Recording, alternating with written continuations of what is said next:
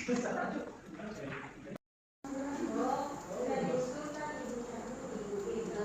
warahmatullahi wabarakatuh. Waalaikumsalam warahmatullahi wabarakatuh.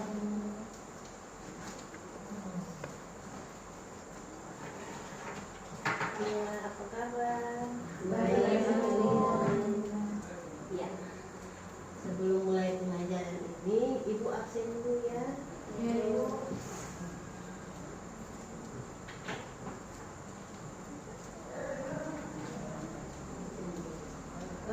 Sabrina, Hadir Ibu.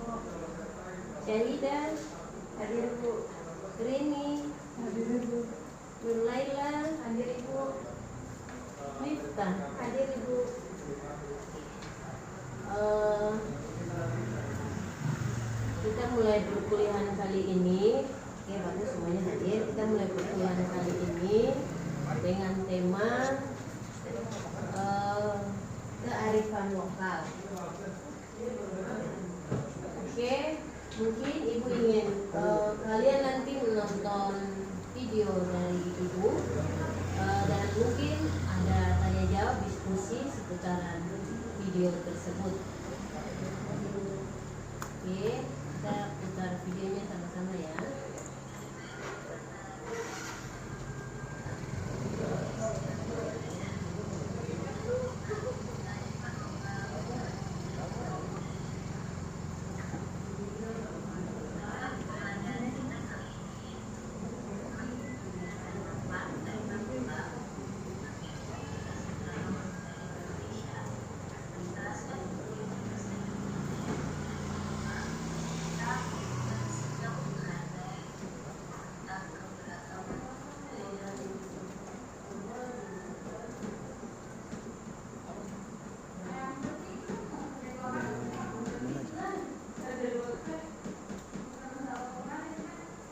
Ya, dengan tema perkuliahan kita kali ini yaitu kearifan lokal dan keberagaman budaya.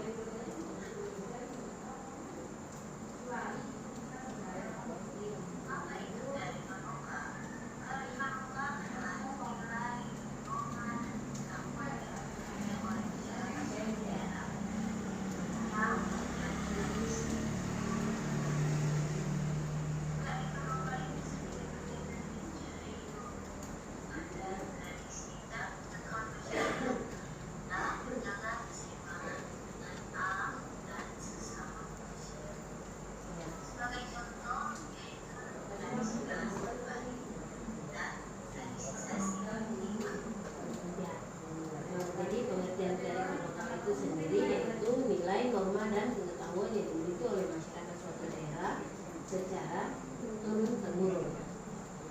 Mungkin seperti contoh tradisi melasti di Bali, tradisi sasi di Maluku. Mungkin Ibu ingin tahu dari masing-masing mahasiswa untuk tradisi dan budayanya yang ada di masing-masing daerah. Mau contohnya mau dari luar atau di daerah masing-masing, ya terserah.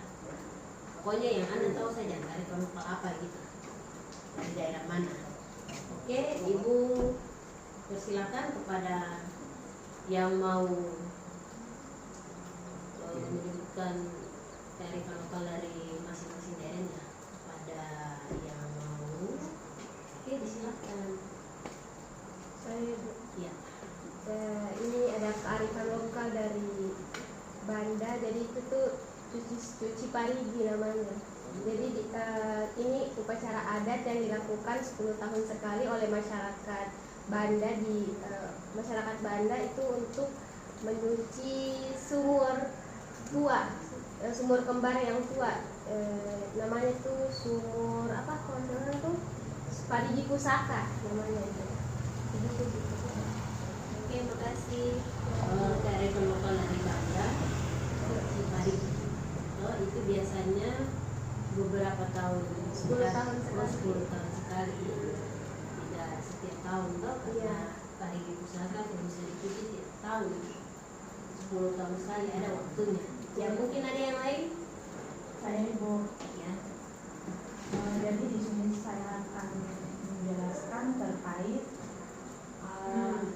ada tradisi yang sampai sekarang masih dilestarikan di desa saya, lebih tepatnya di Desa Tengah Tema, Kecamatan Salabutu, Kabupaten Maluku Tengah. Adatnya itu yaitu adat tradisi tapur, yang mana masyarakat Desa Tengah Tengah adakan saat setahun sekali, lebih tepatnya pada Hari Raya Idul Fitri.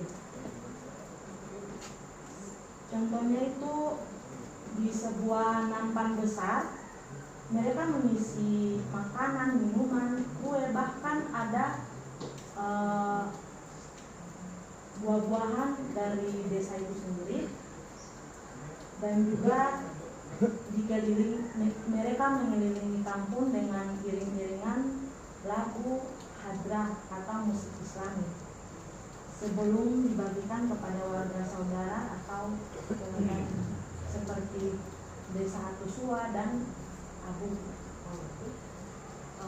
Yang berikut adalah tapur dari negeri Tengah-Tengah, diadakan setahun sekali Hari Raya Idul Fitri, kemudian diarak keliling kampung dengan arakan beserta nyanyian sholawat, terus dibagikan kepada saudara Bela atau Gandong. Ya. Mungkin ada yang lain?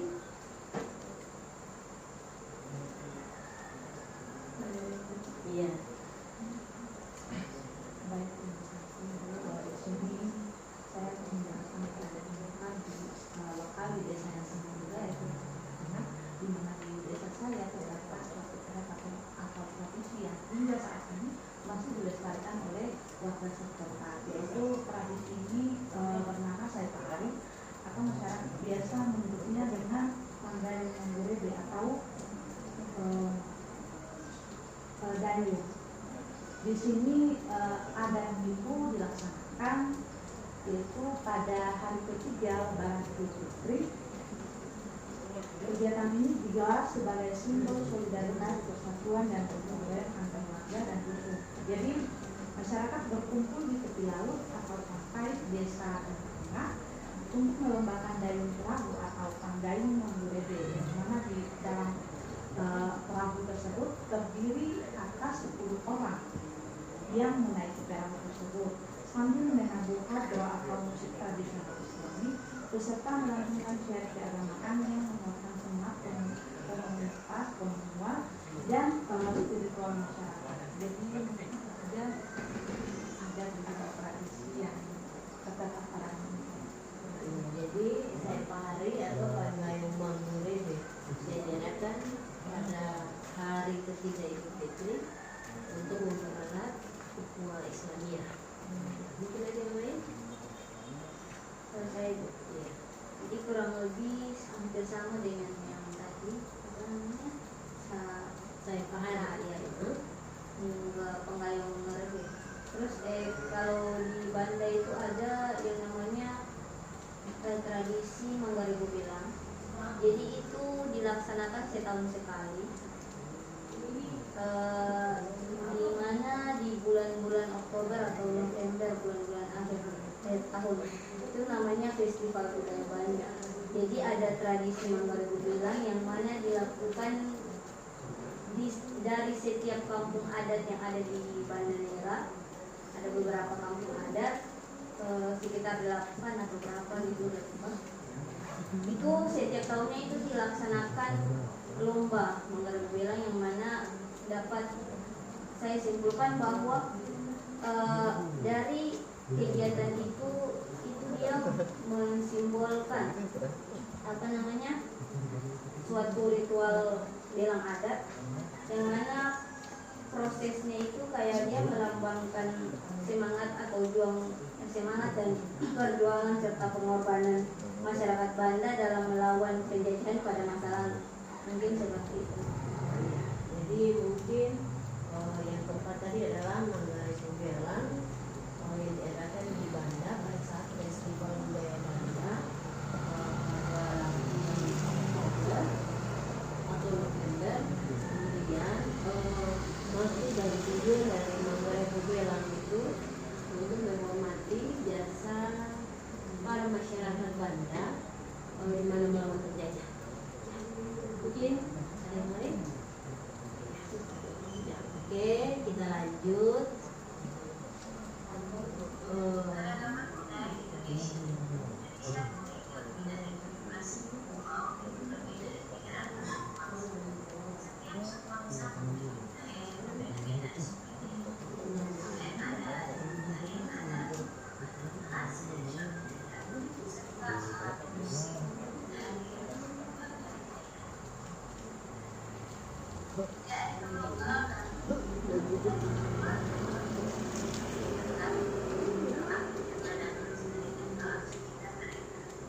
Oke,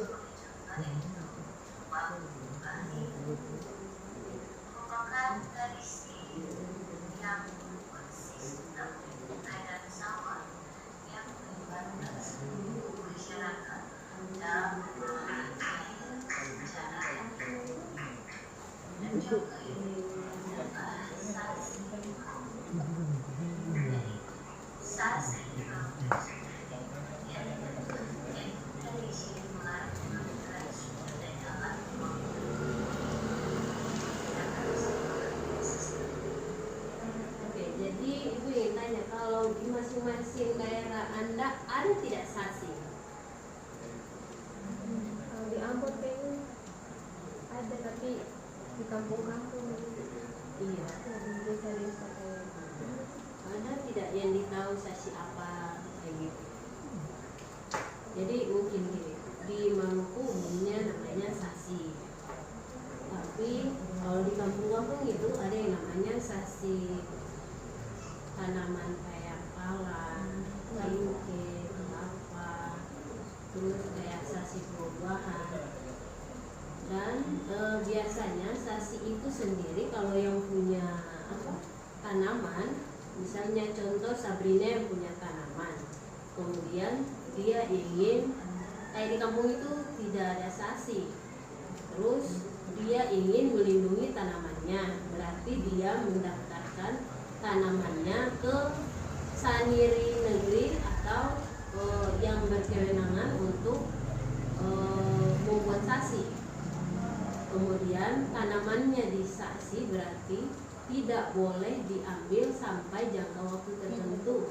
Misalnya tanamannya kayak sudah matang, terus dia lapor untuk kepala sasi atau namanya kepala kewang untuk membuka sasi atas tanamannya itu, lalu dia ambil hasil dari tanamannya tersebut. Nah, dan apabila ada orang yang mencuri barangnya sebelum akhir dari masa sasi tersebut, berarti akan dikenakan hukuman oleh kepala kewang. Ya, hukumannya juga bisa bervariasi, ada berupa uang atau biasanya juga kalau yang untuk mencuri mungkin dihukum, atau biasanya juga dilapor kepada kepala kewang. Kepala kewang bilang ganti rugi, tapi ganti ruginya tidak seharga buah itu. Misalnya satu buah di pasar itu 5.000 karena dia mencuri, jadi kepala kewang bisa kalikan, bisa jadi 10.000 atau 20.000. Jadi tergantung dari kepala kewang. Oke, lanjut.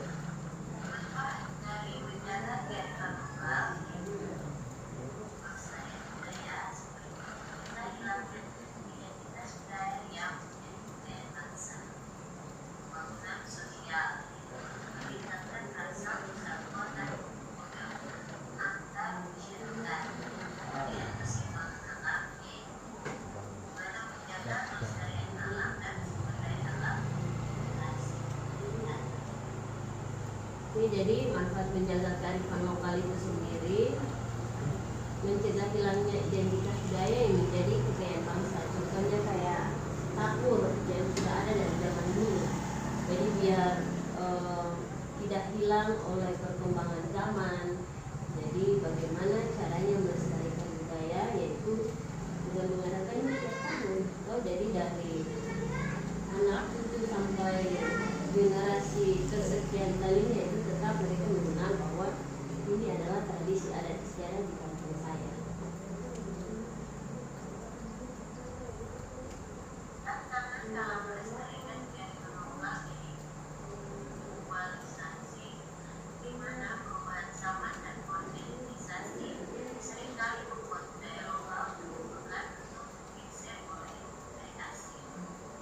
Iya, seperti contohnya globalisasi ini, di kampung ibu dulu itu ada sasi, tapi mungkin seiring berkembangnya perekonomian di masyarakatnya, maka budaya sasi itu dihilangkan. Akhirnya yang ada cuma budaya seperti tahunan, Idul Fitri, Idul Adha. Tapi untuk budaya sasi sendiri dihilangkan perekonomian masyarakat di kampung. Oke.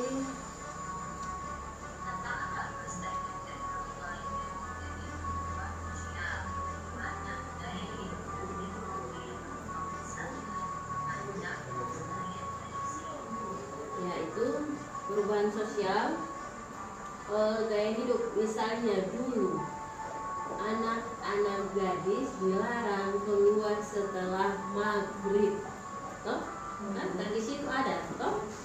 Tapi sekarang karena seiring berkembangnya zaman, sayang mama, beta mau pi balik heboh di Indomaret, toh. Jadi tidak ada larangan lagi untuk anak gadis keluar setelah maghrib atau di atas jam 9.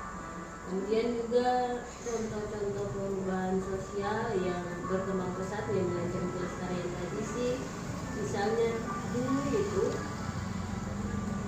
kalau wanita yang berhalangan biasanya itu dilarang keluar rumah karena dianggap kayak aib. Nah, terus dia juga dijaga, tidak boleh keluar sembarangan. Kalau sekarang ya bebas. Kita mau keluar jam berapapun, mau anak gadis, mau siapapun, bebas. Kan seiring perkembangan zaman. Dan itu merupakan tradisi dari orang tua dulu.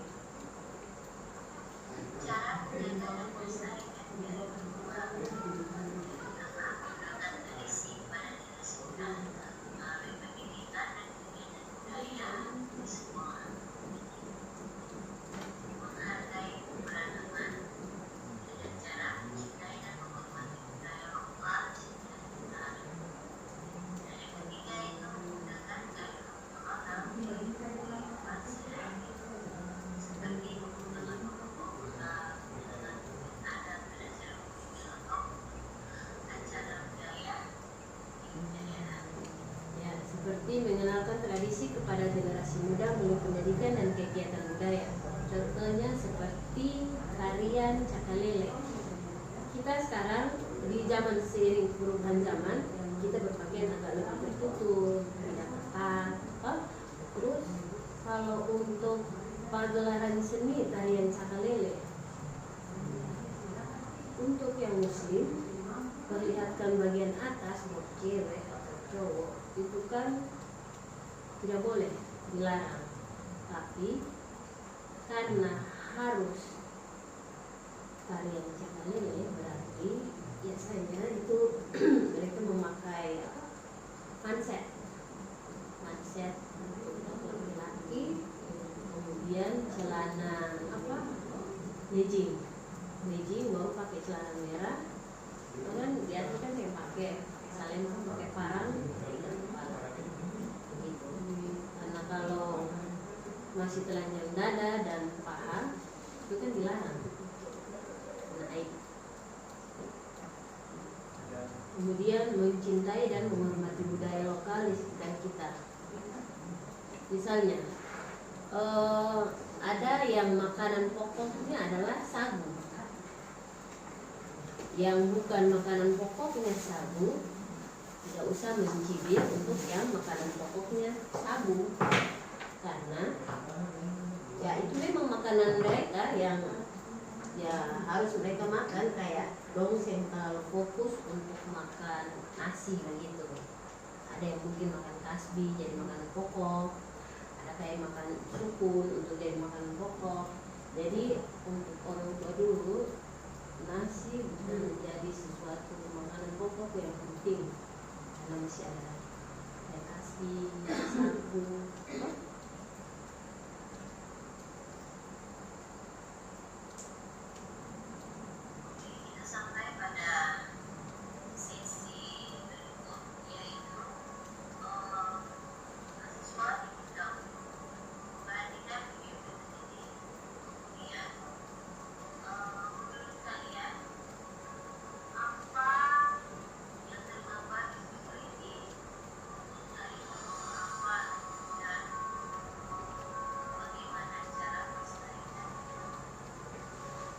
Oke, jadi gambar yang pertama itu menurut kalian itu gambar apa? Video apa? Batik. Oh, batik. yang kedua gamelan. gamelan. Kemudian kiat-kiat Anda sebagai mahasiswa kalau untuk mengembangkan atau melestarikan membatik dan gamelan di kampus itu kayak gimana?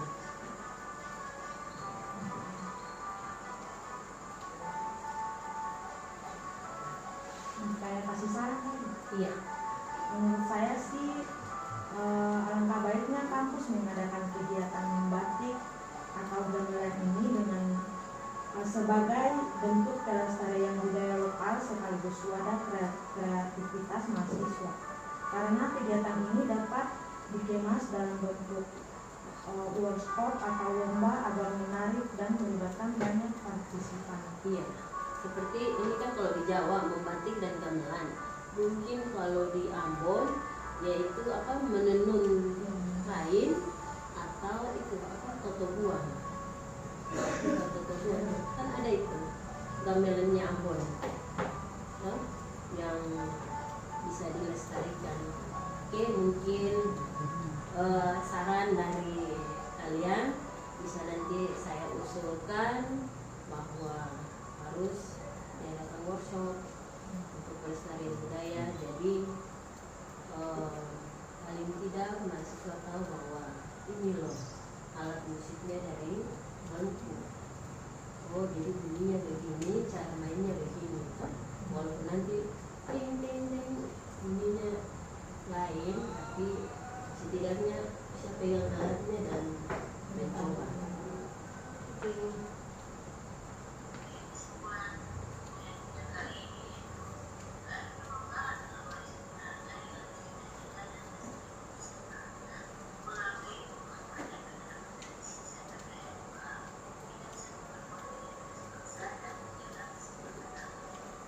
Oke, jadi kita sampai pada kesimpulan kearifan lokal adalah warisan berharga yang harus kita jaga dan lestarikan bersama.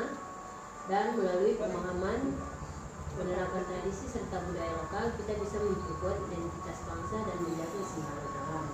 Kemudian dari kalian juga diskusi bahwa Cici Parigi di Bandar mungkin ada punya schedule untuk nonton acara Cici Parigi di Bandar atau yang diadakan setiap 10 kali. Kemudian di desa Tengah-Tengah juga ada 2 acara yang diadakan waktu Idul Fitri, yaitu Tahun dan Saipahari. Saipahari kembarannya juga ada di Bandar waktu festival budaya dengan nama Manggarai Bobelang yang diadakan di bulan Oktober. Ya, mungkin bisa masuk daftar list schedule Anda untuk jalan-jalan. Oke, sekian dan terima kasih. Mari bersama-sama menjaga dan melestarikan budaya kita untuk masa depannya.